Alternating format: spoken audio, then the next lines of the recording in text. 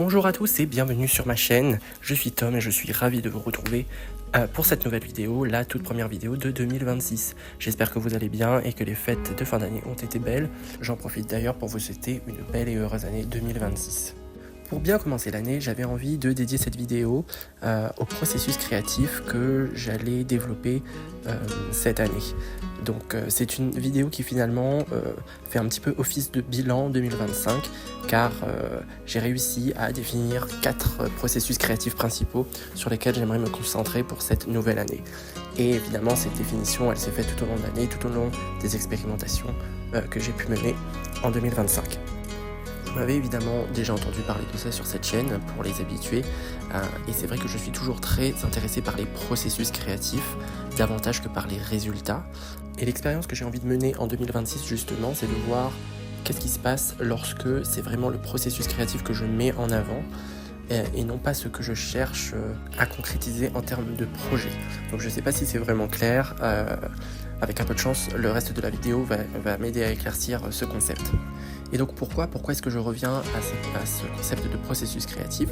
C'est parce que je me suis aperçu en 2025 et avant également que chacun de mes procédés, quelque part, m'aidait à combler un besoin de ma créativité qui était différent. Donc en fonction du processus que je choisissais, c'était pas nécessairement la même soif de créativité qui était assouvie. Et je crois fermement qu'il y a un intérêt en tout cas à développer et pratiquer chacune de ces disciplines. Alors trêve de mystère et de concepts nébuleux, on est parti avec le premier procédé créatif que j'aimerais développer en 2026. Sans grande surprise, le tout premier procédé sur lequel j'aimerais me concentrer en 2026, eh bien c'est la poursuite de développement de mon univers, les terres d'Alvérois, que j'ai déjà commencé à vous montrer sur cette chaîne. Un procédé que j'ai commencé en 2023 et envers lequel je me suis engagé plus sérieusement en 2025. La création d'univers, c'est vraiment quelque chose de passionnant qui va concentrer beaucoup de disciplines que j'affectionne particulièrement, comme la création de personnages, le concept art, le prop design, le design d'environnement, voilà, la définition de culture, de tribus, de peuples, de la cartographie aussi, voilà, tout un tas de choses qui rend vraiment le procédé riche et vraiment épanouissant d'un point de vue créatif.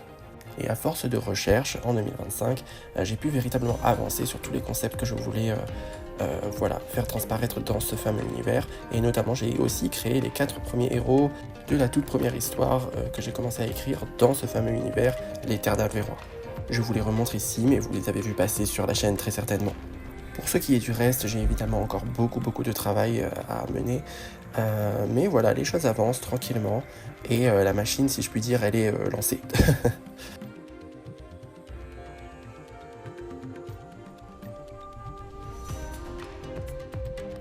J'ai donc à présent à peu près 80 pages illustrées là dans mon carnet de recherche sur 160 et j'envisage bien sûr de me prendre un second carnet de recherche puisque ça ne va pas être suffisant pour étayer mes recherches.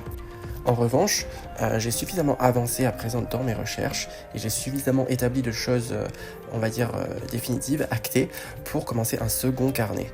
Et dans ce carnet-ci, j'aimerais commencer à illustrer de manière un petit peu plus propre, de manière un petit peu plus claire, voilà, les scènes et les personnages de ces fameuses terres d'Alvérois. Donc vous avez vu passer sur la chaîne aussi le commencement, donc je travaille essentiellement à l'encre de Chine ici. Et voilà, et en 2026, je vais faire ce travail donc de coupler les recherches d'un côté et puis les dessins, les illustrations en noir et blanc de l'autre. Voilà, ça va me permettre de commencer effectivement à véritablement voir l'univers prendre forme. Voilà, j'aime beaucoup travailler au format traditionnel, même si j'aime bien mettre des couleurs aussi au format numérique, ça me permet plus facilement de partager autour de ce travail-là. Mais voilà, c'est comme ça que je compte m'organiser, en tout cas en 2026, pour les Terres d'Alvérois. Et ça va constituer donc ce premier processus créatif envers lequel je vais m'engager cette année.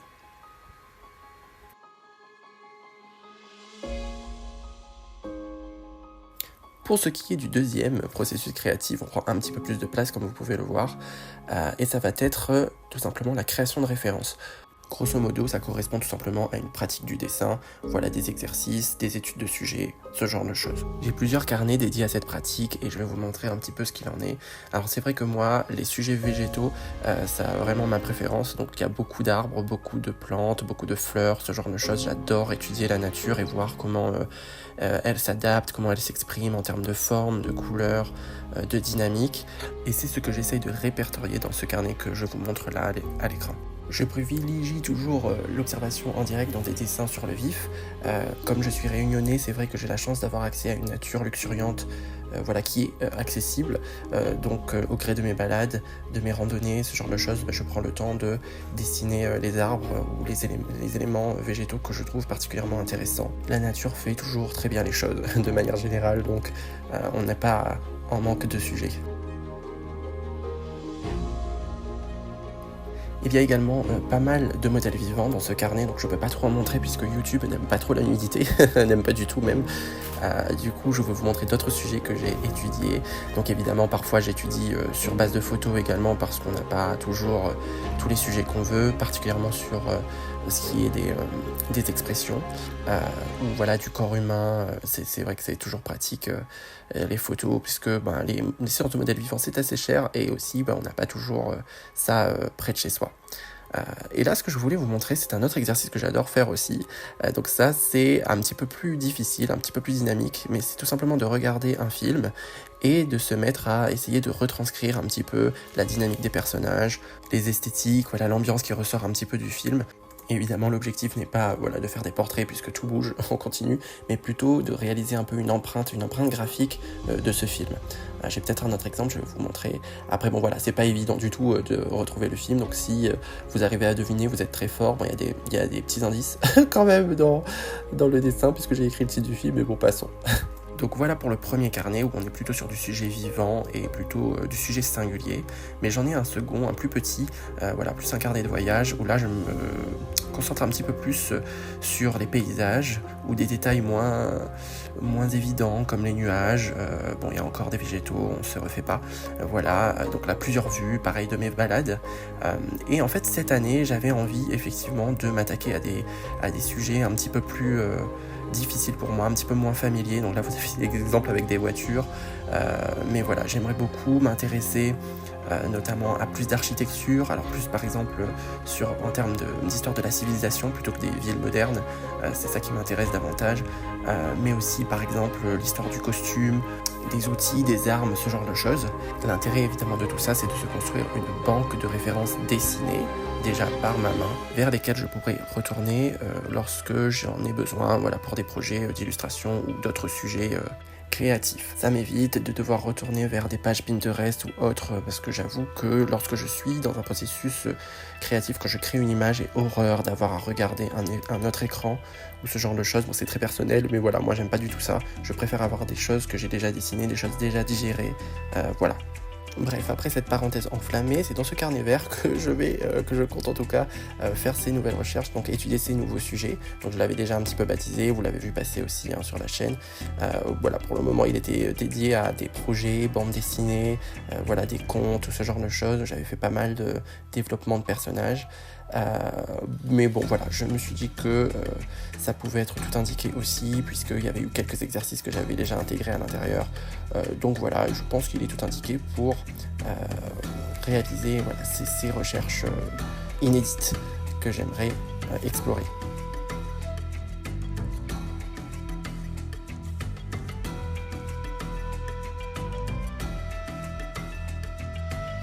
Vous avez d'ailleurs un exemple ici, je vous montre un petit peu de ce que j'avais fait, un design de ville, avec quelques bâtiments. Donc là c'est de l'imaginaire, mais dans l'idée c'est un petit peu ça que j'aimerais nourrir, donc être plus à l'aise sur ce genre de design. Et pour ce faire j'ai besoin d'étudier plus d'architecture, de développer un petit peu plus mon vocabulaire sur ce sujet-là. C'est évidemment tout un programme, l'architecture j'en avais fait un petit peu durant mes études et c'est vrai que c'est un sujet à part entière. Et voilà ce qu'il en est donc pour le deuxième processus créatif que j'aimerais développer cette année, donc la création de références. Alors retour de ce fameux classeur bleu pour le troisième processus, et pour celui-ci je vais partir sur une base écrite, donc de l'écriture. Alors, je suis pas du tout un grand écrivain, mais par contre, j'ai beaucoup d'idées. Et du coup, je passe mon temps à écrire des pitchs, des scénarios, toutes les idées que j'ai, je les mets à l'écrit. Et donc, ça me fait toute une banque comme ça de références écrites qui attendent de prendre forme. Et en 2025, donc l'année dernière, j'ai essayé de pousser un petit peu ce concept-là et de partir sur ces bases écrites et d'en faire des planches narratives. Donc je vais vous montrer ce qu'il en est. Voilà, et du coup, comment est-ce que je m'y prends? Comment est-ce que ça fonctionne? Eh bien, il s'agit tout simplement d'illustrer le texte, voilà, sur une planche donnée. Donc ça peut avoir des allures comme ça de couverture, de livre ou de planche de bande dessinée. Voilà, l'objectif, c'est un petit peu de représenter les personnages principaux, les scènes impactantes. Voilà, quelque chose qui donne envie de retourner vers cette matière écrite. Voilà, et qui sauvegarde aussi un petit peu ce que j'ai en tête, parce qu'évidemment, à chaque fois que j'ai des écrits, j'ai beaucoup d'images aussi qui me viennent, et du coup, voilà, j'ai décidé de prendre le temps de les transcrire comme ça en dessin. Donc là, je reste au crayon, voilà, la technique la plus vieille du monde, mais voilà, j'en ai fait quelques-unes cette année passée, et j'ai trouvé ça vraiment très satisfaisant. Je trouve que ça fonctionne vraiment très bien avec ma façon de réfléchir. Voilà, ça ressemble beaucoup à l'intérieur de ma tête en fait, et du coup je trouve ça très intéressant parce que du coup ça me permet d'avoir quelque chose d'un peu abouti qui peut me motiver, voilà, à retourner vers ce matériel justement, ces idées là, et de m'en souvenir correctement.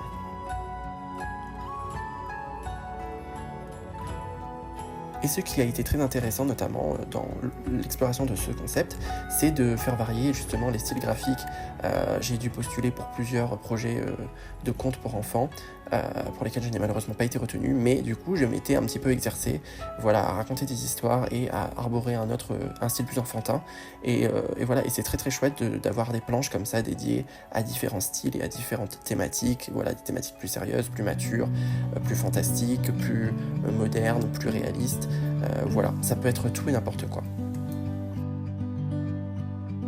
Nous voilà déjà au 4e et dernier processus créatif pour cette vidéo, et c'est le meilleur pour la fin, d'une certaine façon. C'est en tout cas le processus créatif qui m'a le plus manqué en 2025, parce que j'ai eu beaucoup moins de temps à dédier à cette pratique, et je trouve que d'un point de vue hygiène créative, c'est pourtant un procédé très important. Alors je l'ai pas fait exprès, c'est pas de la négligence, c'est parce que les circonstances ont fait que j'avais moins de temps à dédier à ça, mais voilà, je vais vous montrer très vite un exemple ici. Donc il s'agit de ce que j'appelle la composition intuitive, et donc je vais vous montrer un exemple en cours donc sur les images, et peut-être que ça va être difficile à croire ou pas, mais en fait il n'y a aucune anticipation dans ce dessin. C'est-à-dire que je suis parti d'une base de crayon donc intuitive, j'ai fait des lignes, des formes, des courbes, jusqu'à ce que je sois en mesure de reconnaître, voilà, une scène, donc ici en l'occurrence des sirènes, un visage, voilà, des vagues, etc. Donc je ne m'intéresse pas trop au résultat et je fais confiance au processus et j'avance comme ça en me concentrant vraiment sur le fait de prendre du plaisir à chaque étape, voilà, de cette création. C'est évidemment un processus très proche de la méditation et c'est quelque chose que j'ai beaucoup utilisé notamment dans mes tableaux à l'acrylique. Donc en 2024 j'avais beaucoup peint et c'est vrai que c'est un chouette moyen de, voilà, débloquer un tableau. C'est aussi très sympa à faire sous forme de croquis, c'est très relaxant, très satisfaisant, je vais vous montrer quelques exemples ici.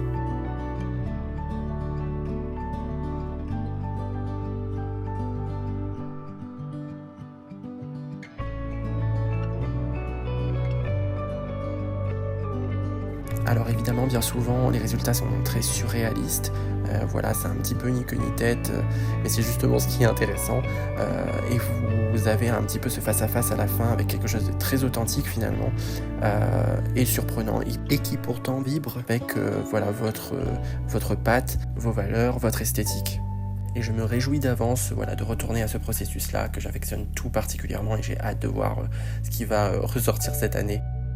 Et c'est dans ce fameux bloc avec les petits oiseaux que je vais m'y consacrer. Nous voilà donc déjà arrivés à la fin de cette vidéo.